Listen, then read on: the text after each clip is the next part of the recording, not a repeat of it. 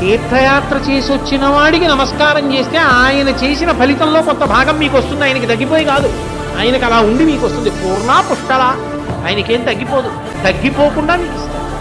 అందుకే పూర్వం ఒక నియమం ఉండేది, ప్రసాదం పంచిపెట్టమని. ఎందుకో తెలుసా? నోట్లో వేసుకుంటారని కాదు. ప్రసాదాలు పంచిపెట్టమంటే నిజానికి కార్యాలయాల్లో పంచిపెట్టమని కాదు. ఓడు వద్దనేవాడు, ఓడు పుచ్చుకునేవాడు, చెప్పులు వేసుకున్నవాడు, బూట్లు వేసుకున్నవాడు ప్రసాదం పుచ్చుకుంటే పంచిన వాడిది పాపం. అది ఈశ్వరానుగ్రహం. ఎలా పుచ్చుకోవాలో అలా పుచ్చుకోవాలి, ఎక్కడివ్వాలో అక్కడివ్వాలి. అంతేకాని ప్రసాదాన్ని ఎక్కడ పడితే అక్కడ పట్టుకెళ్ళి ఇవ్వకూడదు. ఎవరు యోగ్యులో వారికి పిలిచి పిలిచి ఇవ్వాలి ప్రసాదాన్ని. ఎందుకో తెలుసా?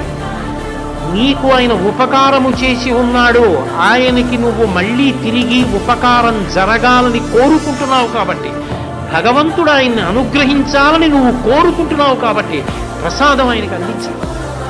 అందుకు ప్రసాదం ఇచ్చేవారు. ప్రసాదం ఇస్తే ఇచ్చేసుకుని నోట్లో వేసుకోవడం కాదు. ఎక్కడికి వెళ్ళి వచ్చారంటే అయ్యా ఒక్క మనుచరిత్రలో వర్ణిస్తాడు అవసాని పెదన గారు. ఏ దేశములను వసించి తిరిమీరే ఏ గిరులు చూచినారు, ఏ పుణ్యతీర్థముల ఎందు గుంకిడి తిరిగి అని అడుగుతాడు. ఎక్కడెక్కడ తిరిగారు ఏది చెప్పండి అని అడుగుతాడు. ఆ వచ్చినటువంటి ఆ యోగిని. ఆ పాదలేపనం ఉన్న కారణం చేత ఆయన అన్ని చోట్ల తిరిగి వస్తాడు. కాబట్టి అటువంటి స్థితిలో తీర్థయాత్ర చేసి వచ్చిన వ్యక్తిని కూర్చోబెట్టి అడుగుతారు. అడిగితే అయ్యా ఆయన స్వామి పుష్కరిణికి వెళ్ళారండి. అమ్మా ఏమి సంతోషం, ఏమి సంతోషం. అది ఏం చేస్తుందో తెలుసా? ఇంకొకరిని ప్రేరేపిస్తుంది. నేను జ్ఞాపకం పెట్టుకుంటాను, వచ్చేసారి మీరు ఎడుతున్నప్పుడు కాస్త నాకు చెప్దురు, నేను వస్తాను అంటే. ఒక జ్యోతి ఇంకొక జ్యోతిని వెలిగించినట్టు ఒకడు 10 మందికి దారి చూపించాలి, అందించాలి, అవకాశం ఇవ్వాలి.